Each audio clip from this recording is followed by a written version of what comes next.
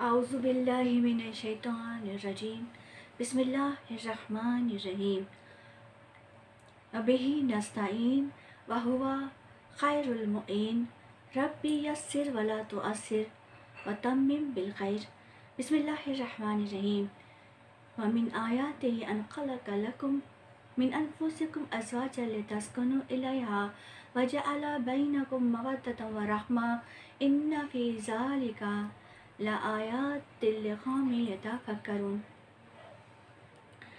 अस्सलामु अलैकुम वरहमतुल्लाहि व बरकातुहू।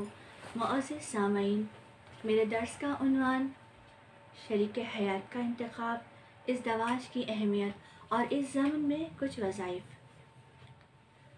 इस्लाम ने शादी को इतनी अहमियत दी है और शरीक हयात के इंतखाब में इतने क़वानीन वज़ा किए हैं कि अंगुश्त बदिंदा हैं। इल्लामा उस्ताद मोहम्मद जाफ़री लिखते हैं कि यूरोप के एक फ़लसफ़ी ने उन्हें ख़त लिखा कि क्या वजह है कि इस्लाम ने शादी को इतनी अहमियत दी है और इतने क़वानीन वज़ा किए हैं।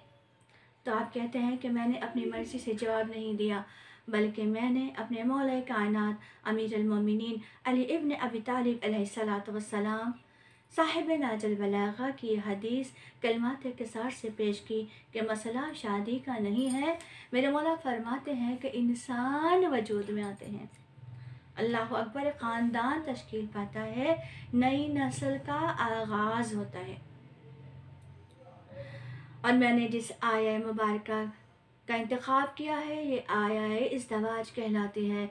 सूरह रूम की आयत नंबर 21 में परवरदिगार आलम शरीक हयात के इंतखाब कि खिलकत के राज को इस तरह से बयान कर रहा है, इस अंदाज में बयान कर रहा है कि वामिन आयात ही, और हमारी निशानियों में से है, वन खलक़लकुम, कि हमने पैदा किया तुम्हारे लिए, वमिन अनफुसिकुम, तुम्हारे नफ्सों में से, अज़वाज लितस्कुनु इलैहा, अज़वाज को कि तुम इनसे सकून हासिल कर सको, वजअला बैनकुम मवद्दतन व रहमा, और हमने करार दिया इन दोनों के दरमियान मवद्दत और रहमत को।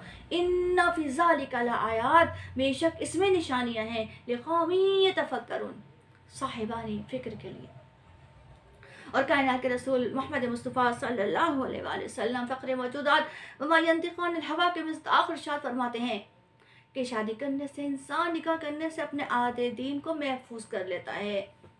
आयतुल्लाह मशकी ने अपनी किताब इज़्दवाज अल इस्लाम में रिवायत बयान करते हैं कि रसूल खुदा इरशाद फरमाते हैं कि जब कोई नौजवान निकाह करता है तो शैतान चीख मार के रोता है कि इस नौजवान ने अपना 3/3 दीन महफूज कर लिया। और मौला कायनात फरमाते हैं कि जब भी सहाबा किराम में से कोई शख्स निकाह करता था तो रसूल खुदा फरमाते थे, खुशा नसीब हो कि तुमने अपने ईमान को महफूज कर लिया। लेकिन क्या वजह है कि परवरदिगार आलम इस रिश्ते को सुकून का बाइस करार दे रहा है, मवद्दत और रहमत का बाइस करार दे रहा है, कायनात के रसूल आदे दीन के तहफ़्फ़ुज़ का ज़रिया करार दे रहे हैं, लेकिन इंसान शरीक हयात का इंतखाब करते वक्त घबराता है। तो बात दरअसल ये है कि हमने इस्लामी क़वानीन को पसे-पोश डाल दिया है और रस्म व रिवाज को हमने अपना मेयार बना लिया है, अपना नस्बुल ऐन बना लिया है। अज़ीज़ान गिरामी, आपके सामने यहाँ शरीक हयात और शादी की अहमियत से मुतालिक कुछ नुकात बयान किए जाएंगे। सबसे पहले मुक़द्दमे के तौर पर शादी में जो रुकावटें होती हैं, बंदिशें होती हैं, उनको ख़त्म करने के लिए, नसीब खुलने के लिए कुछ अस्कार आपके सामने यहाँ बयान करेंगे। के अलावा मजलिस ज़ादुल मियाद के हाशिये में सूरह यासीन की आयत नंबर 13 वज़रबा लहुम मसलन अस्हाबुल क़रिया इज़ जाअहल मुरसलून के ख़वास के बारे में लिखते हैं कि ये आया मुबारका कागज़ पर लिखकर अर्क़ गुलाब से धोकर पी ली जाए तो रुकावटें, बंदिशें दूर हो जाती हैं। इसके अलावा किताब जन्नतुल अयानुल वाक़िया में ये रिवायत मौजूद है कि अगर सूरह अहज़ाब को कागज़ पर लिखकर एक मिट्टी के बर्तन में बंद करके रख दिया जाए तो परवरदिगार आलम इस सूरह मुबारक की बरकत से रुकावटों, बंदिशों को दूर फरमा देता है। इसके अलावा हर नमाज के बाद अगर परवरदिगार आलम का इस्म या वहाब 129 टाइम पढ़ा जाता है बहुत मुजरब है और तमाम बंदिशें और रुकावटें दूर होती हैं। तो आइए अज़ीज़ान गिरामी, हम आपके सामने इस रिश्ते की अहमियत के बारे में कुछ नुकात पेश करते हैं कि सबसे पहला नुक्ता ये है कि निकाह करते वक्त फ़क्र और नादारी को पसे पुश डाल देना चाहिए, इसको खातिर में नहीं लाना चाहिए, क्योंकि हमारे माशरे का ये अलमिया है कि जब भी कोई गरीब व नादार शख्स निकाह करने के बारे में सोचता है तो उसे गुर्बत व नादारी से डराया जाता है, उसकी मुफलिसी से डराया जाता है। एक शख्स कायनात के रसूल मोहम्मद मुस्तफ़ा सल्लल्लाहु अलैहि वसल्लम की खिदमत अक़दस में आया, नादार व मुफलिस था। कहा, रसूल खुदा को ऐसा तरीक़ा बताएं, रास्ता बताएं कि मुझे नादारी से निजात मिल जाए। रसूल खुदा ने इरशाद फरमाया, तज़व्वजा, निकाह कर लो। और बहुत हैरान हुआ, मुताज्जिब हुआ और दिल में सोचने लगा वही जो हम सोचते हैं कि मेरा तो अपना ख़र्चा पूरा नहीं हो रहा, मैं अहलो अयाल को कैसे पालूँगा।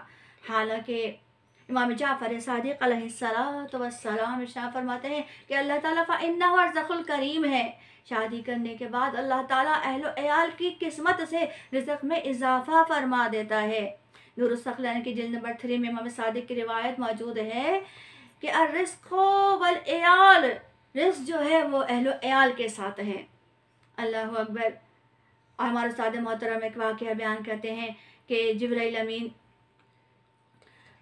रसूल खुदा के पास ये वही लेकर आया कि शादी करने से बंदे के रिज़्क़ में इजाफ़ा हो जाता है।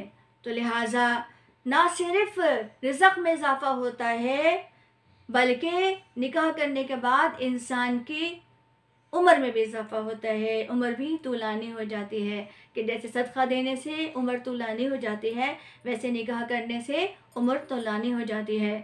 हमारे उस्ताद मोहतरम बयान करते हैं कि जिब्राइल अमीन हज़रत नबी दाऊद नबी अल्लाह के पास आए और कहा कि एक खूबसूरत नौजवान की तरफ इशारा करके कहा कि नबी अल्लाह, ये नौजवान कुछ दिन का मेहमान है और इसको मौत आ जाएगी, इसकी ज़िंदगी ख़त्म हो जाएगी। नबी अल्लाह को उस पर तरसाया, बुलाया और उसके बाद उसको कुछ रकम दी और कहा कि निकाह कर लो। उसने रसूल खुदा के हुक्म की तामील की और निकाह कर लिया।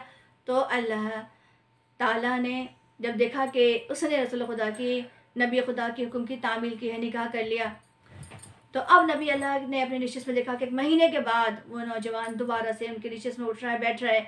जिब्रील अमीन नाजिल हुए तो कहा कि जिब्रील, बेशक आप हर कलाम अल्लाह की मर्ज़ी से करते हैं, लेकिन आपने तो कहा था कि चंद दिन का मेहमान है, लेकिन 1 महीना हो गया मैं इस शख्स को ज़िंदा देख रहा हूँ।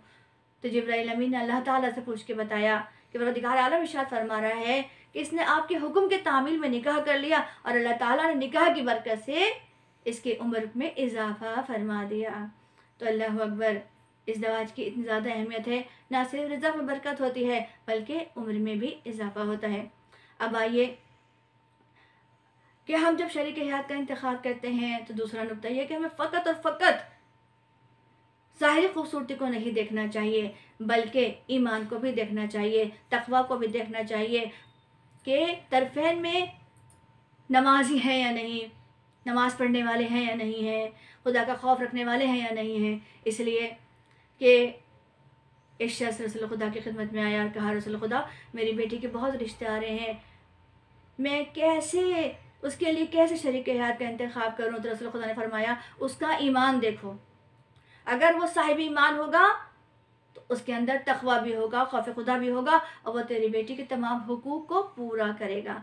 तो लिहाजा फ़कत ज़ाहिरी खूबसूरती को देखकर शरीक हयात का इंतखाब नहीं करना चाहिए, बल्कि ईमान को भी देखना चाहिए। रसूल खुदा फरमाते हैं कि जो फ़कत ज़ाहिरी खूबसूरती को देखता है, बाद में रिश्ता मनफूर हो जाता है, आपस में नफ़रत पैदा हो जाती है। लेकिन जो इस्लामी क़वानीन के तहत शरीक हयात का इंतखाब करता है, ज़ाहिरी खूबसूरती के साथ ईमान भी देखता है, तो सूरह मरियम की आयत नंबर 96 में परवरदिगार आलम इरशाद फरमाता है कि वल्लज़ीना आमनू व अमिलुस्सालिहात सयजअल लहुम वद्दर्रहमान, अल्लाह ताला उनमें ऐसी बाहमी मोहब्बत पैदा कर देता है कि सयजअल लहुम रहमान वद्दा, कि वो मोहब्बत, वो मवद्दत कभी ख़त्म नहीं होती।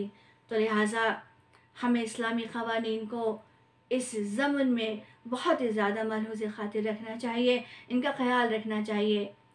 आइए मैं आपके सामने आगाज़ इस्लाम का एक वाक़या बयान करूं और अपनी गुफ्तगू को तमाम करूं कि रसूल खुदा ने तमाम रस्म व रिवाज की दीवारों को किस तरह से ढा दिया कि इमाम मोहम्मद बाक़र अलैहिस्सलाम इरशाद फरमाते हैं कि यमामा का एक हबशी नौजवान जिसका नाम जोबीर था, जब इस्लाम लेकर आया साहिब ईमान हो गया।